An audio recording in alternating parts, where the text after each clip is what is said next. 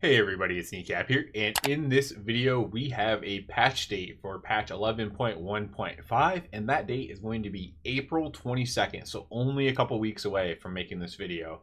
We will have the next patch come out already. It's kind of a quick patch cadence there for the 0.5 patch.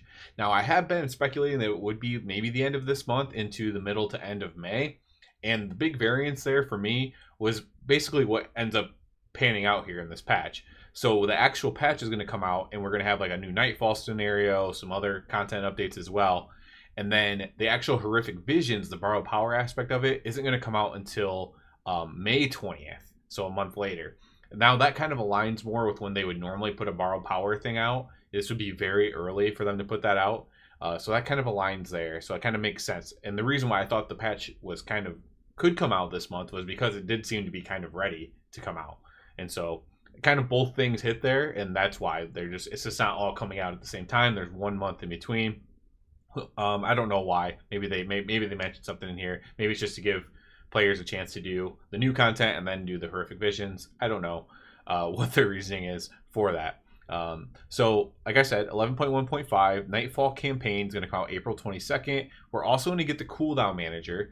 We'll go over more what the Nightfall campaign entails. Cooldown manager is like if you might use an add-on to do it. It's just basically to track cooldowns in game, so you can track I don't know if it's just allies, if it's enemies, if it's both, but you can track cooldowns with the basic Blizzard UI, and that's coming out with this patch. So it looks like right on April 22nd. I don't use an add-on to do this, so I will probably be enabling this on the Blizzard UI.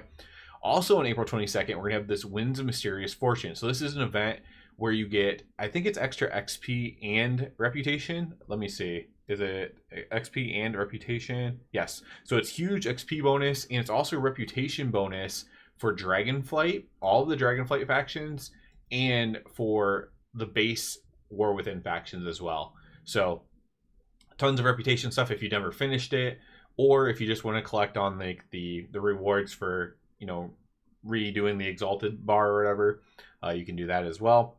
And then on May 20th, we have the Horrific Visions Revisited coming out. Well, the more on that. And then something I'm going to spend a little bit of time talking about when we get to it is this June 3rd, the Dastardly duo. So I think that kind of looks kind of interesting. So again, let's see. Nightfall scenario, cooldown manager, buff, May 20th, Horrific Visions, June 3rd, Dastardly duos. Okay, so we went over that already and what that entails. Now there's also this Nightfall scenario, this kind of like, it's basically, what this basically is it's kind of tying a bow on the Queen Ansarac storyline. So we defeated Queen Ansarac. Now we're going to defeat all of her corrupted forces, because remember, some of her people took the, whatever it was, the Dark Heart stuff. I don't know exactly what was corrupting them, if I'm being completely honest, but the old god energy. And there's still those spiders out there, so we have to take them out, and that's kind of like putting a bow on that storyline, the whole Queen Ansarac stuff. And probably have like a new finish of a new person in charge, or however they play that out, when that comes out. Of course, the new cooldown manager, enable the cooldown manager. You can customize it, open the game menu, edit mode, HUD edit mode, advanced options. You can kind of edit the cooldown manager through that interface, it looks like. So you'll do it through the UI edit, which makes sense. That's how I would do it. Coming May 20th is the Horrific Visions Revisited. Now, if you follow the channel already, I've talked about this quite a few times because it's kind of interesting.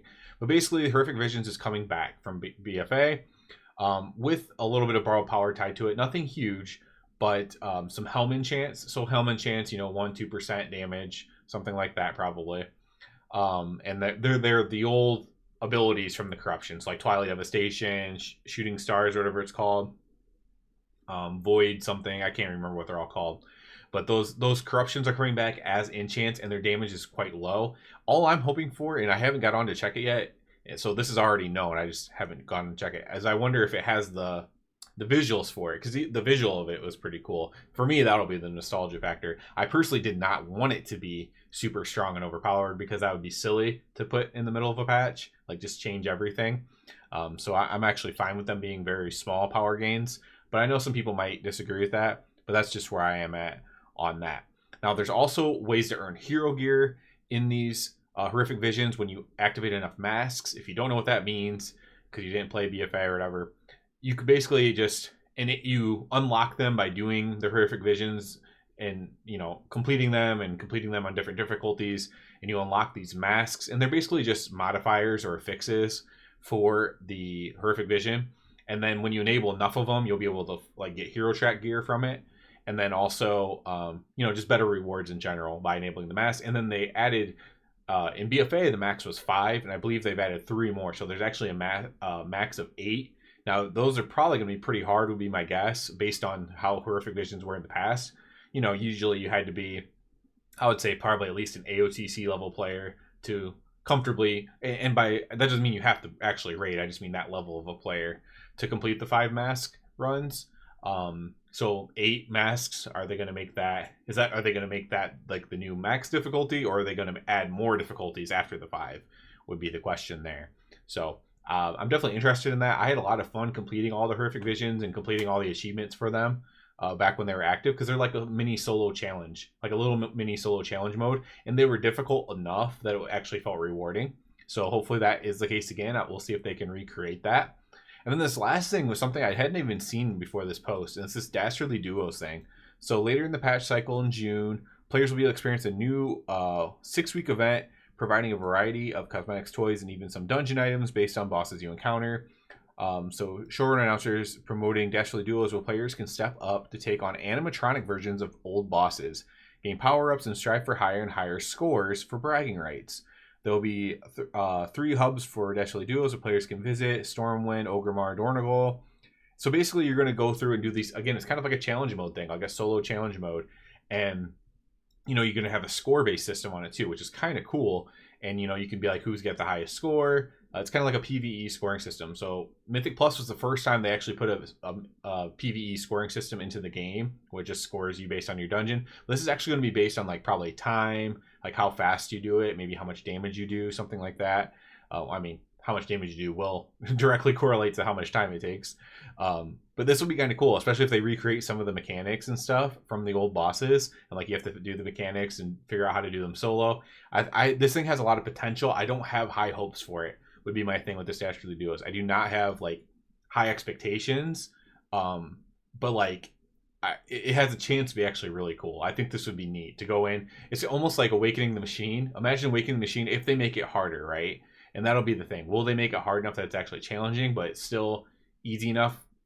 Because there's like a score system based on how fast you do it, I guess like there is still something to do with it, even if like you are a higher end player, even if it's kind of easy to defeat, you could try to min-max your rotation, high roll, all that kind of stuff.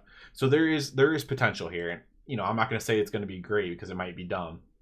It might end up being bad, but it does have a lot of potential, and I'm definitely looking forward to seeing more of this Dastardly Duos thing. All in all, this seems like a pretty sweet patch. A lot of solo content, because we have, obviously the solo story content with the Nightfall stuff, but then we have Horrific Visions, which I believe you can do in groups, but a lot of people do these solo. And then this Dastardly Duos thing as well. So there's a lot of very interesting solo content coming out with this patch, and a decent amount of it. Now, whether it'll be good or not, I don't know. Horrific Visions, most people are going to do anyways because they have to unlock the stuff behind it. But then the Dastardly Duos, that looks like it's just going to be cosmetics. It's probably going to be much easier than most things, would be my guess. It's worth noting here at the end of the video that there is no mention of the cartel chips. So still know for sure when those are coming out. Are they going to come at the end of the Nightfall thing, for example? It doesn't really tie into the Glagio, but it also doesn't really tie into Horrific Visions either.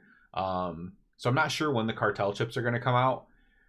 We will see. TBD on that. Obviously, I'll probably make a video when that comes out and talk more about the cartel chips. I mentioned them in my Rep Pally guide, and I'll probably talk more about what cartel chips to use on your Rep Paladin and stuff like that, or any character if you can gain insight from it. So yeah, that'll be it for this one, guys. I'm super looking forward to this patch, and it's very, very close. As always, I do ask you to subscribe to the channel because it helps me out a lot. If you're already a subscriber, I encourage you to check out the Patreon. And other than that, everybody, have a good one.